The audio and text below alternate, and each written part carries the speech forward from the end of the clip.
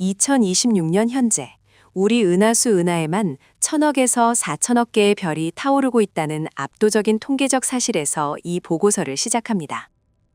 이는 단순한 숫자의 나열이 아닙니다. 이 순간에도 그 무수한 별들 주위를 적어도 60억에서 110억 개의 행성이 공전하고 있으며 이들 중 일부는 액체 상태의 물이 존재하고 생명이 탄생할 수 있는 영역, 즉 생명 거주 가능 영역, 하비터블 존에 위치하고 있다고 미국 항공우주국 나사의 천문학자들이 추정합니다.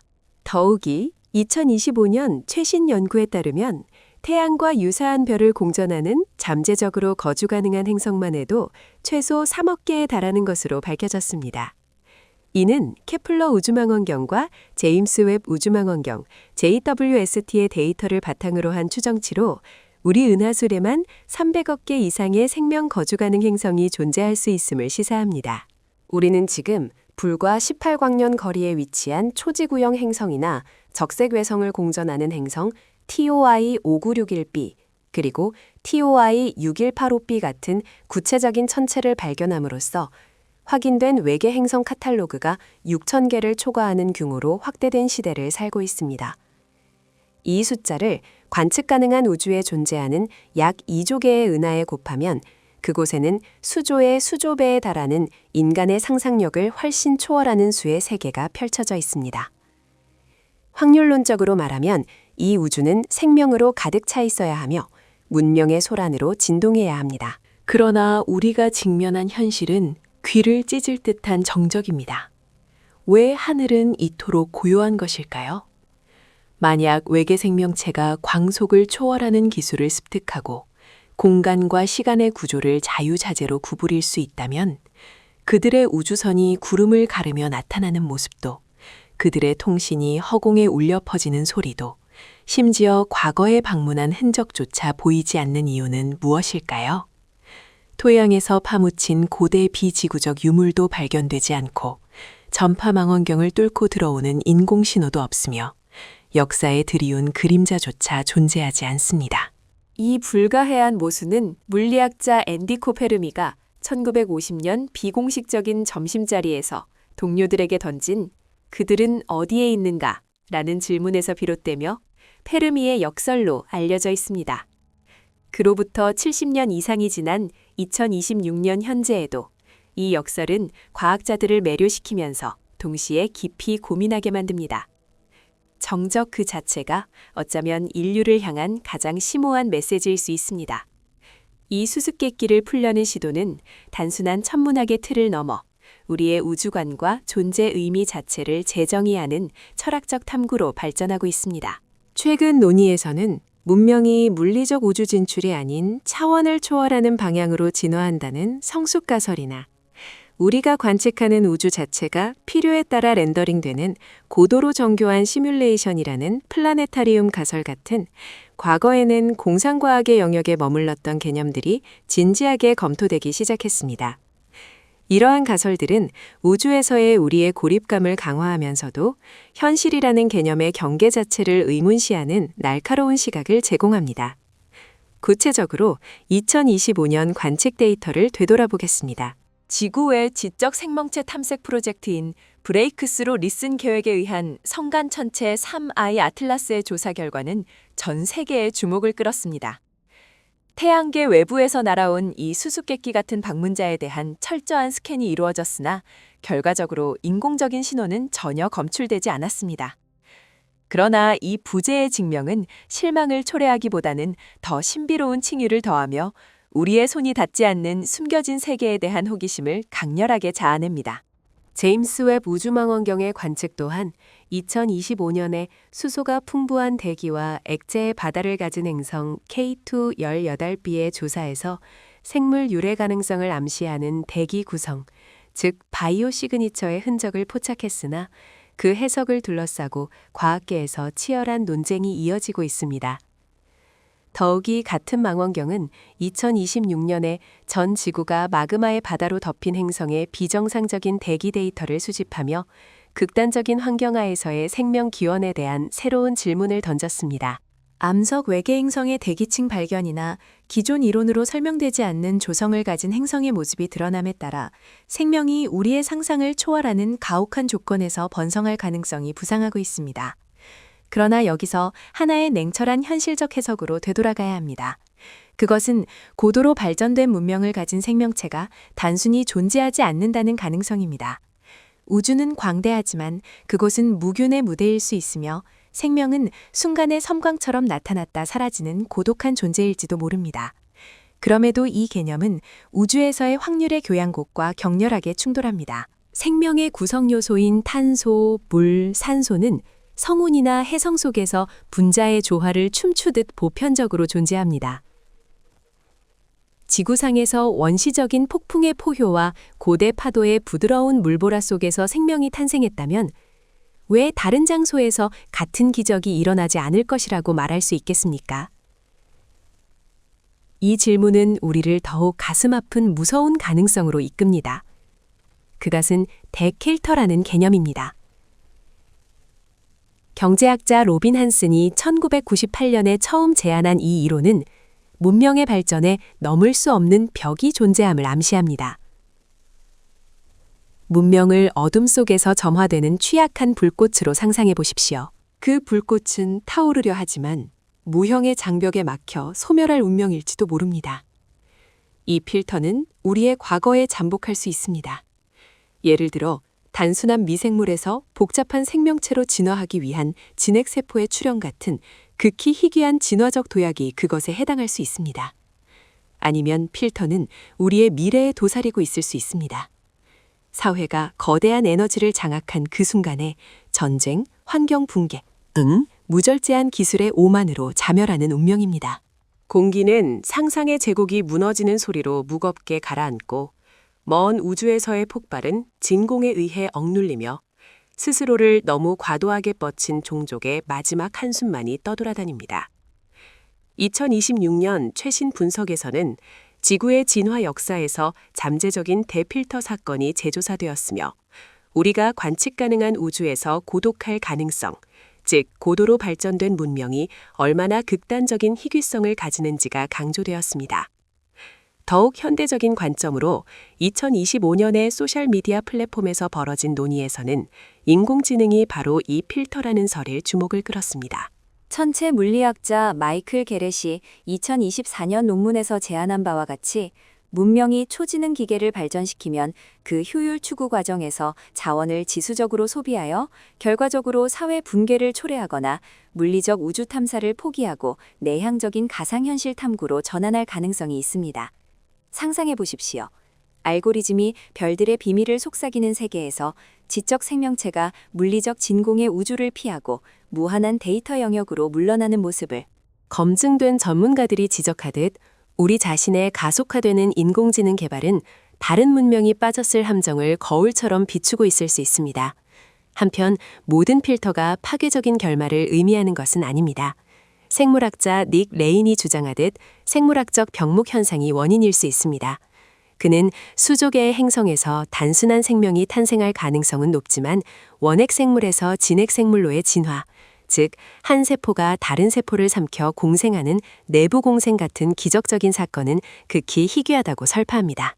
뉴클레오티드와 아미노산이 유리한 화학 경로로 결합한다 하더라도 이 도약을 이루는 것은 극소수이며 은하의 광활한 영역은 지성을 가지지 않은 미생물의 매트로 가득 차 있을 뿐일 수 있습니다.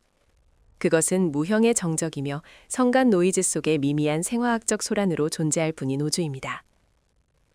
2025년 천체무생물학의 진전에서 인공지능 시스템을 활용한 지구의 지적 생명체 탐색은 기존 대비 600배 이상 가속되었으나 여전히 기술적 신호가 검출되지 않은 사실은 이러한 생물학적 필터의 존재를 강력하게 뒷받침하는 듯 보입니다.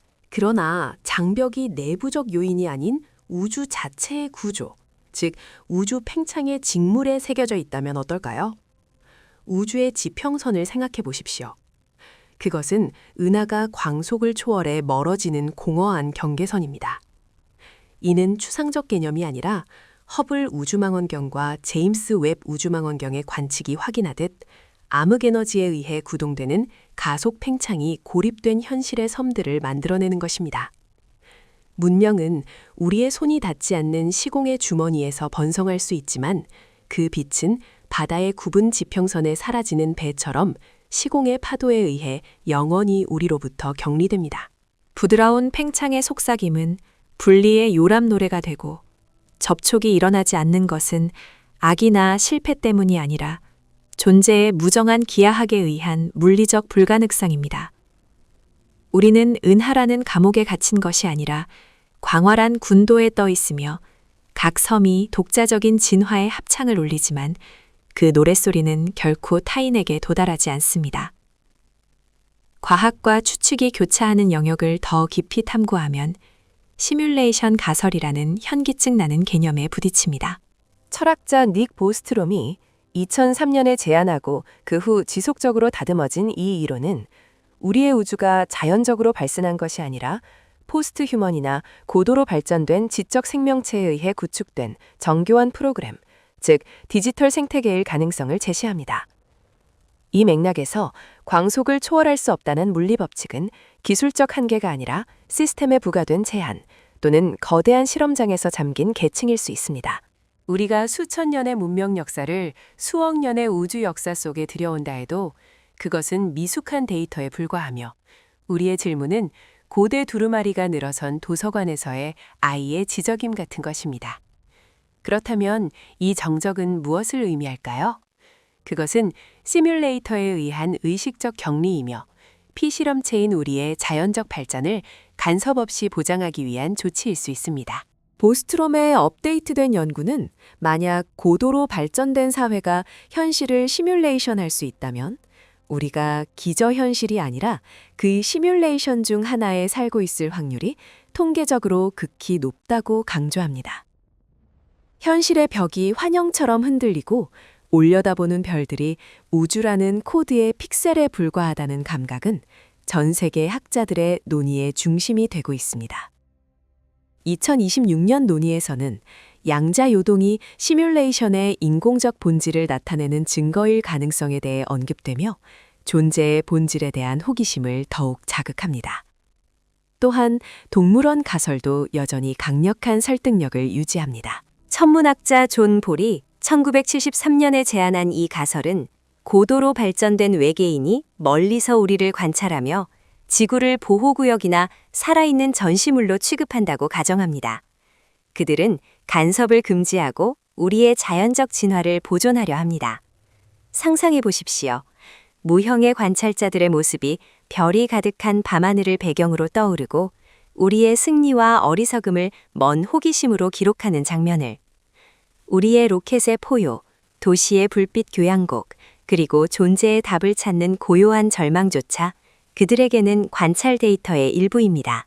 이 아이디어는 최근 포럼에서도 재평가되며 접촉은 우리가 지속 가능한 성간 여행 같은 일정한 가치를 실현할 때에만 허용될 수 있다고 가정합니다. 2025년 브레이크스루 리슨에 의한 별 앞을 지나는 행성 분석에서 신호가 발견되지 않은 사실은 이 의도적 은폐나 보이지 않는 수호자라는 추측을 강화하는 재료가 됩니다. 그러나 더 어두운 그림자를 들이우는 것은 작가 류치신의 작품에 영감을 얻으면서 게임 이론에 기반한 암흑숲 가설입니다. 이 이론에 따르면 우주는 어두운 숲과 같으며 모든 문명은 숨어있는 사냥꾼처럼 조용히 그리고 의심으로 가득 찬 채 숨을 죽이고 있습니다. 왜냐하면 자신의 위치를 드러내는 것은 즉시 파멸을 초래하기 때문입니다. 이 패러다임에서 우리가 우주를 향해 존재를 발신하는 행위는 포식자가 도살인 숲속에서 큰 소리를 내는 어리석음이며 생존을 위해서는 가시성을 유지하는 것이 유일한 전략입니다. 2025년에 검증된 소셜미디어상의 출판물은 이 공포를 조명하며 숲의 나뭇잎 소란을 무선 차단의 파치파치 소리로 바꾸고 긴장된 일시정지가 잠재적 위험으로 가득 찬 모습을 묘사합니다. 또한 같은 해 연구는 외계인이 반딧불처럼 간헐적으로 통신할 가능성을 암시하며 숨겨진 신호를 탐색하는 새로운 기법의 필요성을 호소합니다. 그리고 가장 냉혹하며 상상력을 요구하는 가능성은 그들이 이미 여기에 있다는 설입니다.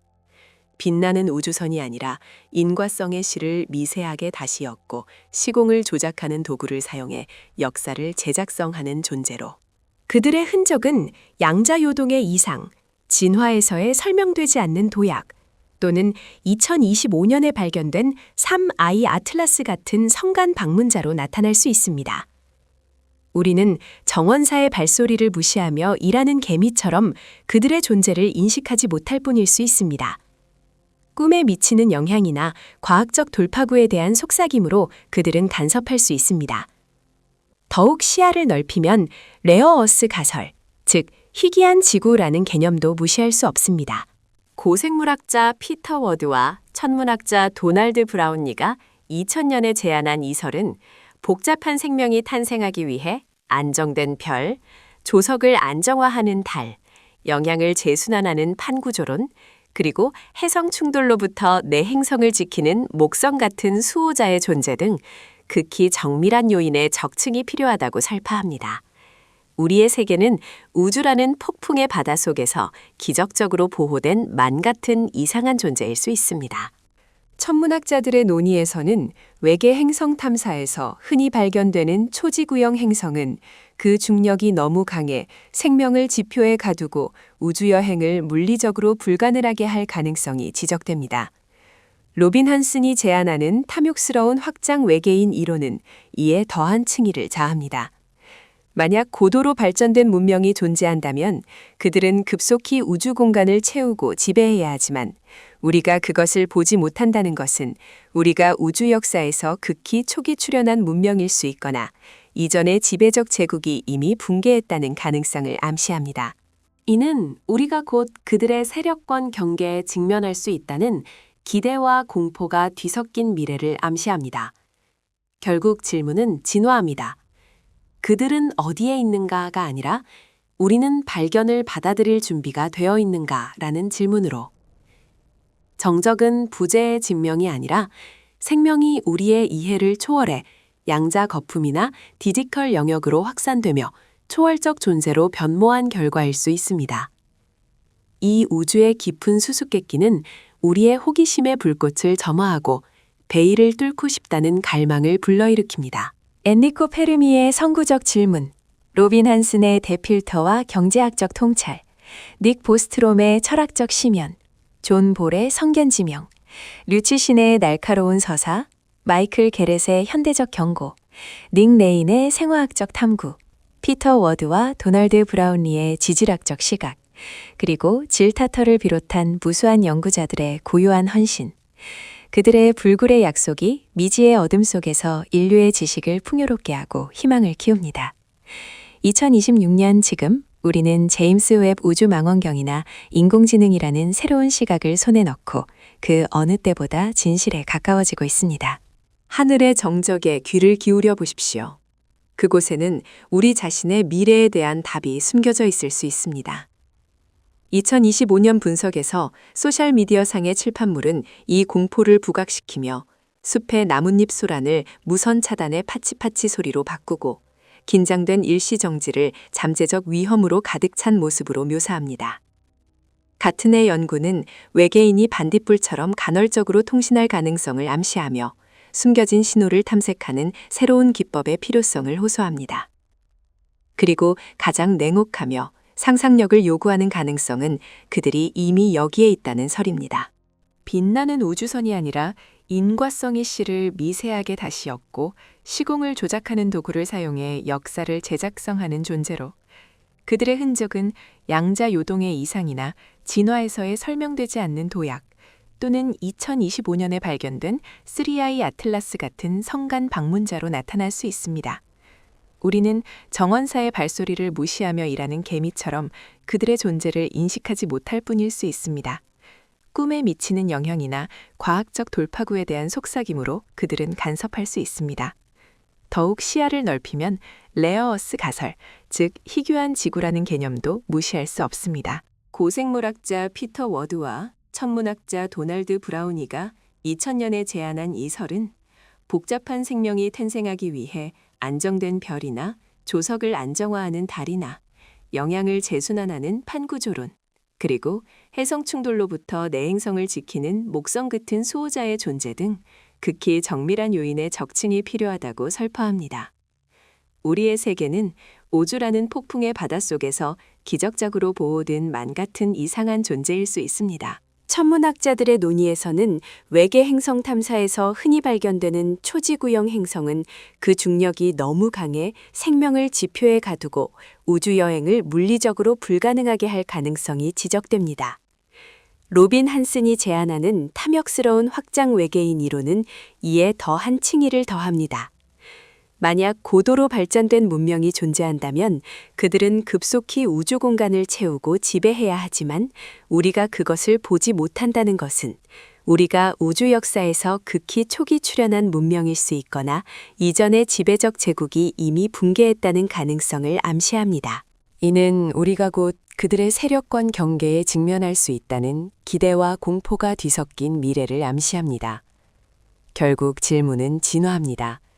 그들은 어디에 있는가 아니라 우리는 발견을 받아들일 준비가 되어 있는가라는 질문으로 정적은 부재의 증명이 아니라 생명이 우리의 이해를 초월해 양자거품이나 디지털 영역으로 확산되며 초월적 존재로 변모한 결과일 수 있습니다.